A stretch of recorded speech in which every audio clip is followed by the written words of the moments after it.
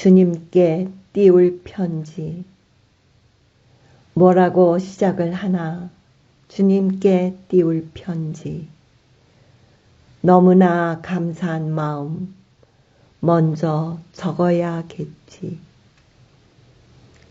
두 손 모아 봉투를 삼고 믿음으로 우표를 삼아 하늘나라 띄워보내면 언제쯤 도착을 할까? 뭐라고 맺어야 하나? 주님께 띄울 편지. 너무나 감사한 마음 다시 적어야겠지.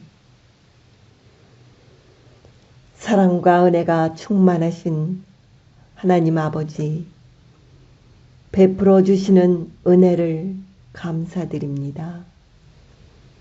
안식일을 기억하여 주께 나왔습니다. 우리 삶 속에서 당면하는 두려움과 고난 중에 오히려 고난과 약함이 축복이 되어 시름에 빠져 있지 아니하고 말씀과 기도로 영적 유익과 믿음의 성장의 시간으로 만들어서 후회를 남기는 자가 아니라 매일매일 여호와를 인하여 즐거워하며 구원의 하나님을 인하여 기뻐하는 자 되게 하시옵소서. 매일매일 나는 죽고 그리스도와 함께 살면서 성령의 권능이 우리 삶 속에서 능력으로 임하셔서 용서와 사랑으로 가족과 친척과 교회와 스쳐 지나는 모든 사람들에게 그리스도의 향기를 풍기는 저희들로 축복하여 주시옵소서. 목사님 말씀 선포하실 때에 성령님 함께 하셔서 생명의 말씀으로 임하시옵소서. 예수님 성호 받들어 간절히 기도드렸습니다. 아멘.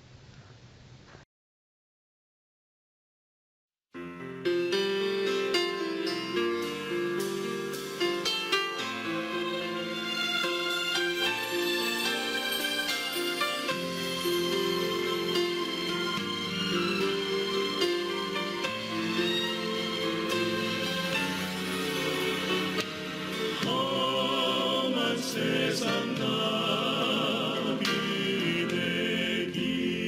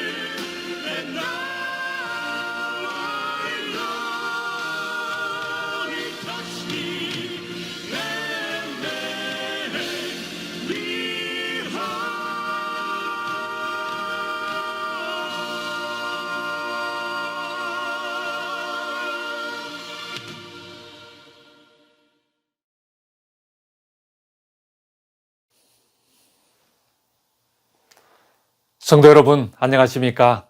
안식일이 시작되는 이 시간, 하나님의 말씀을 갈급하는 심령으로 예배의 장소로 나오신 우리 모든 성도님들을 환영합니다. 이 매일매일의 삶이 긴장과 불안의 연속이지만 우리 모두를 지켜주시고 함께해 주신 하나님께 먼저 감사를 드립니다. 이 시간 저는 행위로 드러나는 죄라는 제목으로 하나님의 말씀을 전가하겠습니다. 오늘 저녁에 함께 살펴볼 주제는 조금은 심각하지만 그러나 아주 중요한 인간의 죄에 대한 문제를 성경 로마서 1장 후반부를 통하여 조명해 보고자 합니다. 이 죄 자체는 눈으로 볼 수 없지만 사람의 행위를 통하여 나타납니다. 이 동물의 행위를 보고는 죄라고 하지 않죠. 죄의 실체는 사람의 행위에서 드러나기 때문에 죄의 종류도 그 행위에 따라 구분을 하죠. 이 살인을 하면 살인죄, 거짓말을 해서 손해를 입히면 사기죄, 간음을 하면 간음죄, 도둑질을 하면 절도죄, 협박을 가하면 협박죄 등 사람에게 나타나는 행위를 통하여 죄의 실상이 드러나는 것입니다. 그렇기 때문에 사람은 누구나 자기의 죄가 드러난 죄인이라고 불리는 것을 원치 않는 것이죠. 혹 잘못했어도 괜찮아, 실수한 거지, 누구나 그런 실수는 할 수 있어, 이렇게 얘기해 줘야 좋아합니다. 뿐만 아니라 교회에서도 죄인이라고 설교하기가 쉽지 않습니다. 그래서 자유주의 신학의 물결이 교회로 밀려 들어오면서 성경에 나오는 죄라는 말 대신 실수라는 말로 대체하기 시작했습니다. 이 죄를 지었다고 하지 않고 실수했다고 말해주면 교인들이 거부 반응이 덜 일어난다는 것이죠. 그러나 성경은 끊임없이 모든 사람이 죄인이라고 반복하여 기록하고 있습니다. 로마서 3장 10절을 보면은요, 이렇게 기록합니다. 기록된 바 의인은 없나니 하나도 없으며, 의인이 하나도 없으니 모든 사람이 다 죄인이라는 것이죠. 그래서 23절에는요, 모든 사람이 죄를 범하였음에, 다 죄인이라는 것이죠. 모든 사람이 다 죄를 범하였음에 하나님의 영광에 이르지 못한다고 말씀합니다. 의인은 하나도 없다. 모든 사람이 죄인이다. 왜 성경은 모든 사람이 죄인임을 그렇게 강조할까요? 죄가 없다고 하면 발생하는 문제가 무엇일까요? 이 질문에 답하기 위해 죄와 율법의 상관관계에 대한 사도 바울의 진술을 좀 생각해 볼 필요가 있습니다. 죄는 율법이 있기 전에도 있었지만 율법이 있을 때는 죄를 죄로 여기지 못하였습니다. 그것을 로마서 5장 13절에는 이렇게 말씀합니다. 로마서 5장 13절 말씀입니다. 죄가 율법이 있기 전에도 세상에 있었으나 율법이 없을 때에는 죄를 죄로 여기지 아니하였느니라. 그러니까 율법이 오기 전에 죄가 있었다는 것이고요. 사람들이 율법이 있기 전에는 죄를 죄로 인식하지 못하고 깨닫지도 못했다는 것을 말씀하는 것이죠. 그런데 여러분, 율법이 오기 전에 죄가 있었다는 것을 어떻게 더 명확하게 알 수가 있습니까? 바로 죄의 결과로 이르러오는 죽음을 통하여 알 수가 있습니다. 그래서 사도 바울은 로마서 6장 23절에 분명하게 죄의 삭은 사망이라고 말씀합니다. 그러니까 인간이 죽는 이유가 죄 때문에 죽는다는 것이죠. 사실 우리도 잘 알듯이 아담 이후에 모든 인간이 다 죽었습니다. 그러나 만약에 죄가 없었다면 인간은 죽지 않았겠죠. 그리고 죄가 없었다면 누가 죽을 필요가 없었을까요? 네, 죄가 없다면 예수 그리스도의 죽음도 없었을 것입니다. 물론 이 땅에 오실 이유도 없으셨고, 그리고 우리들에게 성경도 필요 없었겠지요. 그러니까 죄를 부정하면 예수님도 필요 없고 성경도 필요 없고 복음도 필요 없게 되는 것입니다. 저와 여러분들에게는 죄가 있습니까? 아니, 이렇게 질문하는 것보다는 질문을 조금 더 바꿔야 더 적합할 것 같네요. 여러분들은 죄인임을 인정하십니까? 오늘날 많은 사람들이 죄인임을 인정하지 않습니다. 그것은 비단 비그리스도인들 뿐만 아니라 그리스도인들도 마찬가지이죠. 그러나 여러분 기억하시기 바랍니다. 내가 죄인임을 인정하지 않는 순간 그리스도도 율법도 성경도 복음도 필요 없게 된다는 사실을 우리는 기억해야 합니다. 그렇게 되면 정말 큰 문제가 되겠죠? 죽음을 해결할 수 있는 방법이 없게 되잖아요. 우리는 한시도 예수님이 필요하지 않을 때가 없습니다. 그분은 우리의 구세주이실 뿐만 아니라 내 삶의 주인이신데 어떻게 그분이 없이 우리가 영생의 길을 갈 수 있겠습니까? 여러분, 모든 인간은 죄의 지배 아래 있습니다. 우리는 그것을 지난 시간에 살펴봤습니다. 오늘은 그 죄의 실체에 대하여 한번 살펴보도록 하겠습니다. 먼저 로마서 1장 24절 그리고 26절, 28절의 말씀을 읽겠습니다. 이 시간 이 본문 말씀을 열 때에 성령 하나님께서 우리 모두에게 충만히 임재해 주셔서 말씀 속에서 하나님의 음성을 듣게 되시기를 간절히 바랍니다. 로마서 1장 24절, 26절, 28절입니다. 여러분들께서는 이 세 절을 읽을 때 반복적으로 나오는 그 단어를 한번 찾아보시기 바랍니다. 24절, 그러므로 하나님께서 그들을 마음의 정욕대로 더러움에 내버려 두사 그들의 몸을 서로 욕되게 하게 하셨으니. 그리고 26절, 이 때문에 하나님께서 그들을 부끄러운 욕심에 내버려 두셨으니 곧 그들의 여자들도 순리대로 쓸 것을 바꾸어 영리로 쓰며. 그리고 28절에 또한 그들이 마음에 하나님 두기를 싫어하며 하나님께서 그들을 그 상실한 마음대로 내버려 두사 합당치 못한 일을 하게 하셨으니. 여러분들은 공통된 무엇을 찾으셨습니까? 네, 그렇습니다. 내버려 두사. 여러분 좀 이상하다는 생각을 하게 되죠? 하나님께서 내버려 두신다? 하나님은 절대 그러실 분이 아니시잖아요.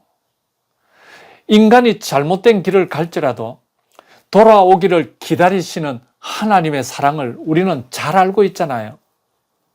하나님은 정말 우리를 내버려 두시지 않는 분이시죠. 그럼에도 불구하고 하나님께서 내버려 두신다고 사도 바울은 기록합니다. 여러분, 이곳에서 무엇을 말씀하고자 하는 것일까요? 하나님께서도 어찌할 수 없는 내버려 두셔야 할 상황이 있다는 것입니다. 여러분, 그런 때가 언제일까요? 바로 자기가 자기 인생의 주인이 되고자 하는 사람을 하나님께서 그대로 내버려 두시는 거예요. 여러분, 28절을 다시 한번 보겠습니다. 또한 그들이 마음에 하나님 두기를 싫어하며 하나님께서 그들을 그 상실한 마음대로 내버려 두사. 마음에 하나님 두기를 싫어하니까 내버려 두실 수밖에 없는 것인 것이죠.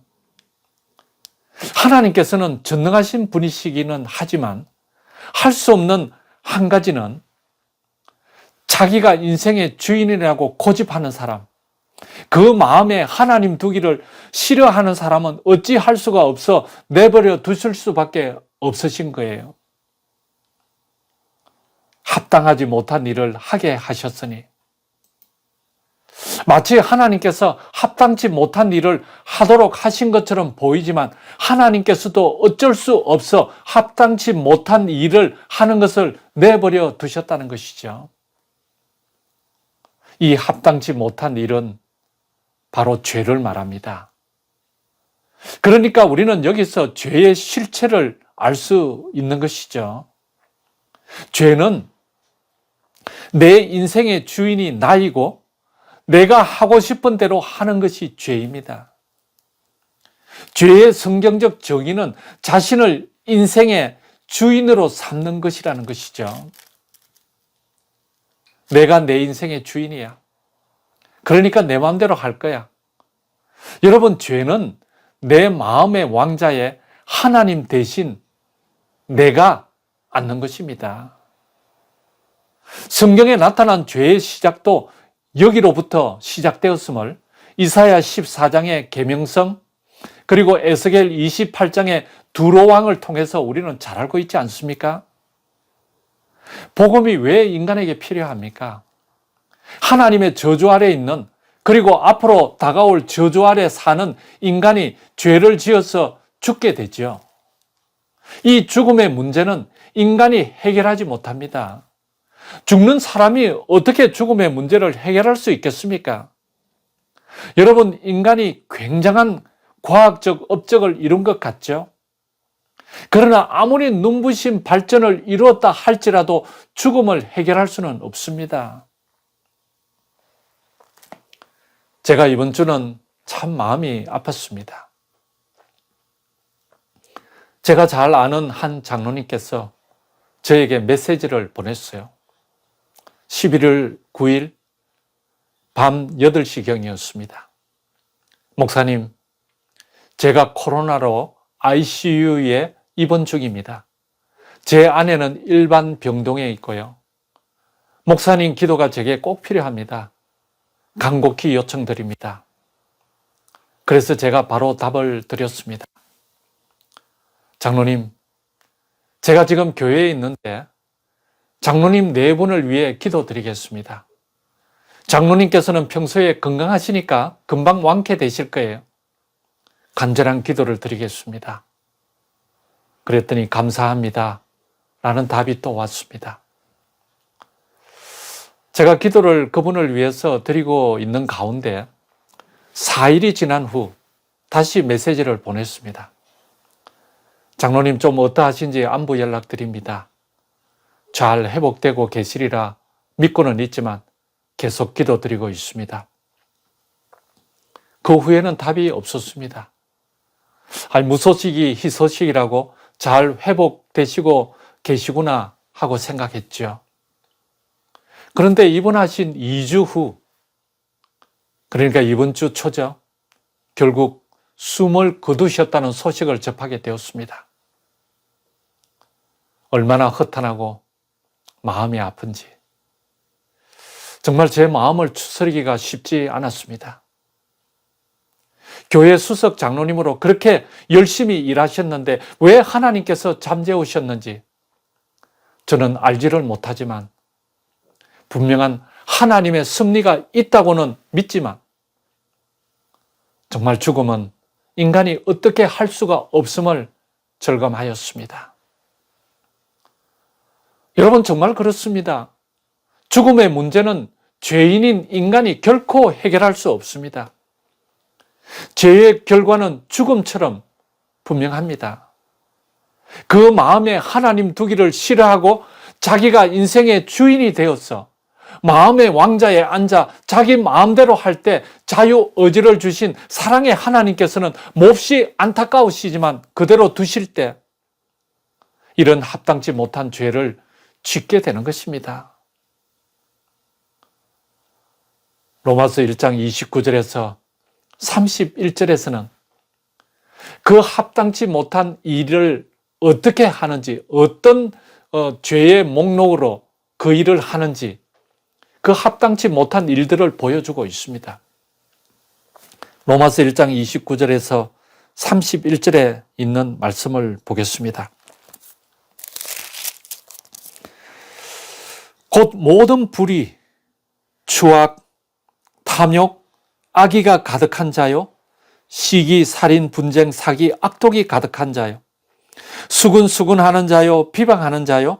하나님께서 미워하시는 자요. 능욕하는 자요. 교만한 자요. 자랑하는 자요. 악을 도모하는 자요. 부모를 거역하는 자요. 우매한 자요. 배약하는 자요. 무정한 자요. 무자비한 자라. 여러분, 여기에 열거된 19가지 죄상을 낱낱이 들어보니까 정말 너무나 충격적이지 않습니까? 더 놀라운 것은 이 죄들이 우리 속에도 그대로 존재하고 있다는 사실이죠. 죄의 사전적 정의는 양심이나 도리에 벗어난 행위 또는 잘못이나 허물로 인하여 벌을 받을 만한 일이라고 정의합니다. 양심이나 도리에 벗어난 행위와 잘못이나 허물로 인하여 벌을 받을 만한 일, 그러니까 행위와 일을 말하는데요. 이 행위와 일은 세상이 말하는 죄의 정의는 행동으로 옮겨졌을 때 보여지는 것이 죄임을 정의하는 것이죠. 그러나 여러분, 성경이 말하는 죄는 행위와 일의 범위를 넘어 마음의 생각까지 포함합니다.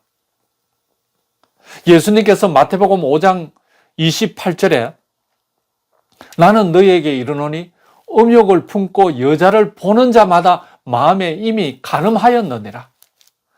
이 실제로 행동으로 행위로 드러난 그 간음으로 말씀하시는 것이 아니라 마음속에 음욕을 품고 여자를 보는 자도 간음한 자라고 그렇게 말씀합니다.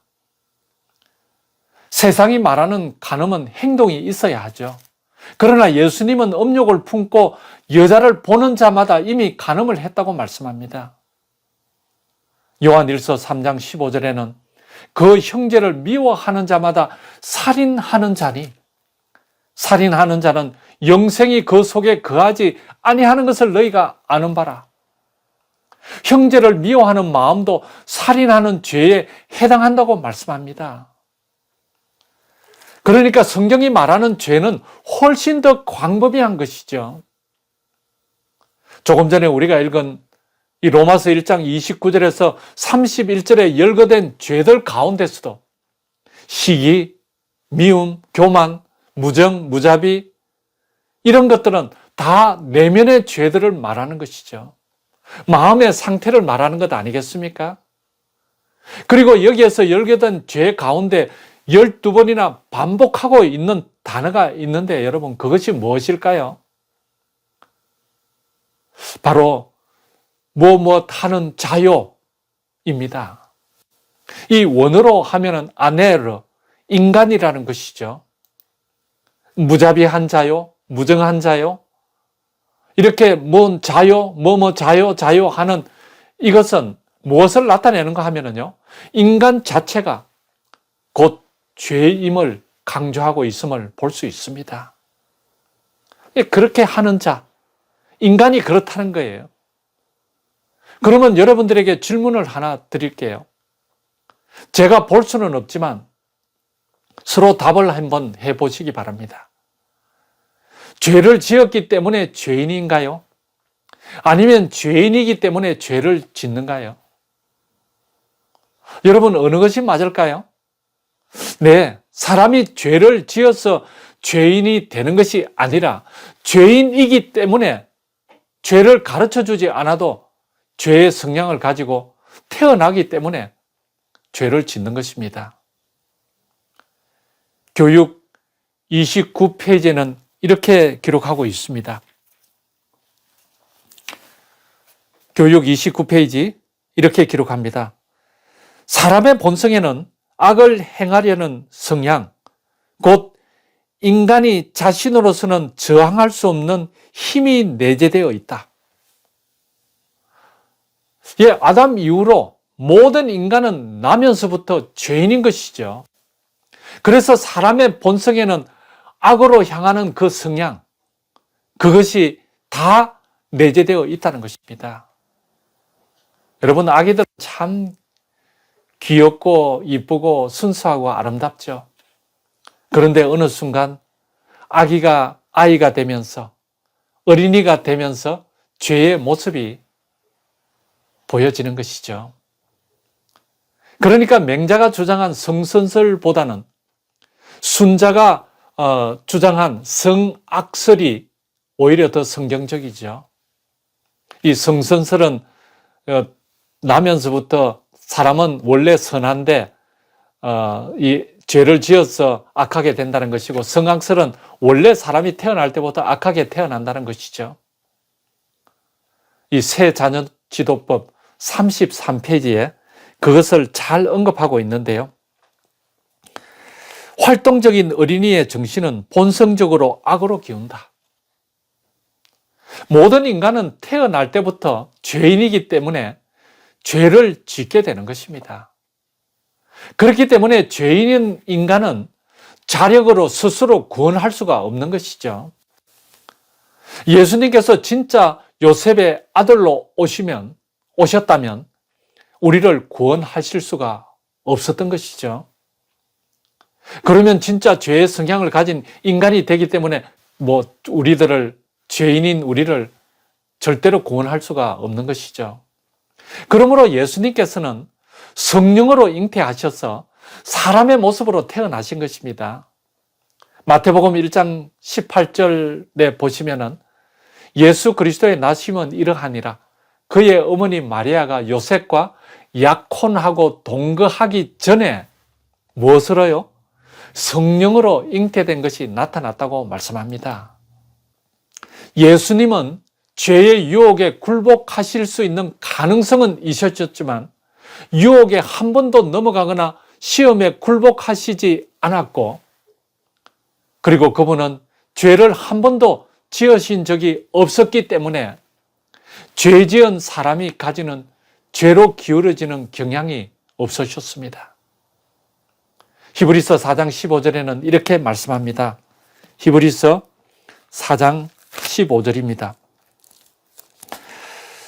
우리에게 있는 대제사장은 우리의 연약함을 체휼하지 아니하는 자가 아니요 모든 일에 우리와 한결같이 시험을 받은 자로 돼 죄는 없으시니라 라고 분명하게 성경은 말씀하고 있습니다. 죄는 여러분 혼자 돌을 닦는다고 없어지는 것이 아닙니다. 끊임없이 생각이 일어나기 때문에 생각 속에 있는 죄를 어떻게 돌을 닦는다고 그것을 없앨 수가 있을까요? 오직 죄 없으신 예수 그리스도의 십자가의 보혈로만 죄의 문제를 해결할 수 있음을 우리는 잊지 말아야 하겠습니다. 죄의 목록 중에서 제일 먼저 나오는 죄가 불의이죠. 이 불의의 반대말은 의인데요. 그러므로 복음에는 하나님의 의가 나타났습니다. 로마서 1장 17절을 보겠습니다. 로마서 1장 17절. 복음에는 하나님의 의가 나타나서 믿음으로 믿음에 이르게 하나니 기록된 바 오직 의인은 믿음으로 말미암아 살리라 함과 같으니라. 그러니까 복음을 받아들이면 의가 내 안에 나타난다는 것입니다. 그래서 이어지는 18절에는 이렇게 말씀합니다. 하나님의 진노가 불의로 진리를 막는 사람들의 모든 경건하지 않음과 불의에 대하여 하늘로부터 나타나느니, 하나님의 진노가 불의를 행하는 모든 사람에 나타난다고, 모든 사람에게 나타난다고 말씀하죠. 그러니까 19가지 죄의 목록이 다 불의인데 그 불의를 세분해서 인간은 철저하게 불의한 사람인 것을 이 목록을 통하여 우리들에게 보여주고 있는 것이죠. 불의한 인간이 의인이 될 수 있는 답은 하나님의 복음입니다. 하나님의 복음을 받아들이면 내 안에 가득한 불의를 하나님의 의로 감싸서 의로운 사람으로 인정해 주시는 것입니다. 그래서 여러분, 복음은 거울과 같은 것입니다. 복음을 믿고 받아들이는 순간 마치 우리를 스캔하는 것처럼 우리 내면의 모습을 볼 수 있게 함으로 우리가 철저히 죄인임을 깨닫게 해주는 것입니다. 복음의 역사는 거울과 스캔의 일만 하는 것이 아니라 지도의 역할도 합니다. 여러분, 지도, 이 맵, 지도는 우리가 모르는 길을 찾아갈 수 있도록 안내해 주죠. 바로 십자가로 가도록 이끌어 주는 것입니다. 그것이 복음의 능력이에요. 이 복음의 핵심은 그래서 예수 그리스도의 십자가입니다. 십자가의 보혈은 불의한 사람을 의롭게 만들어주는 능력이 있습니다. 가래법용 기별 1권 84페이지는요, 이렇게 기록합니다. 우리들은 모든 신자들이 십자가의 깃발 아래에 뭉치도록 호소해야 한다. 이 정언의 말씀을 통하여 우리 모든 성도님들에게도 호소를 드리고 싶습니다. 우리 모두는 죽을 수밖에 없는 속절없는 죄인입니다. 우리는 죄의 문제를 해결할 수 없지만 예수 그리스도의 십자가의 보혈은 우리의 죄의 문제를 넉넉히 해결합니다. 이 시간 다시 한번 예수 그리스도의 십자가의 깃발 아래 뭉쳐서 정말 이 혼란한 마지막 시대를 살아갈지라도 복음으로 승리하는 우리 모두가 되시기를 간절히 바라면서 말씀을 드리도록 하겠습니다.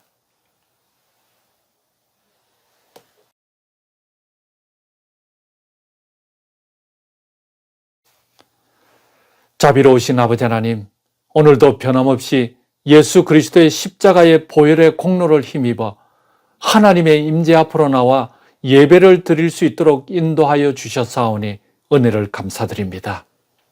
성령 하나님, 우리들의 삶 가운데 충만히 임재하여 주셔서 복음의 거울을 통하여 우리가 죽을 수밖에 없는 죄인임을 깨닫게 하시고 죄의 문제를 해결하기 위하여 예수 그리스도의 십자가로 나갈 수 있도록 저희들을 인도하여 주옵소서. 우리를 언제나 인도하시고 보호하시는 하나님 아버지, 오늘 이 안식일도 평안 가운데 저희들을 쉬게 하여 주시고 재창조함을 받는 은혜를 누리게 인도하여 주옵소서. 예수님 이름으로 간절히 기도드리옵나이다. 아멘.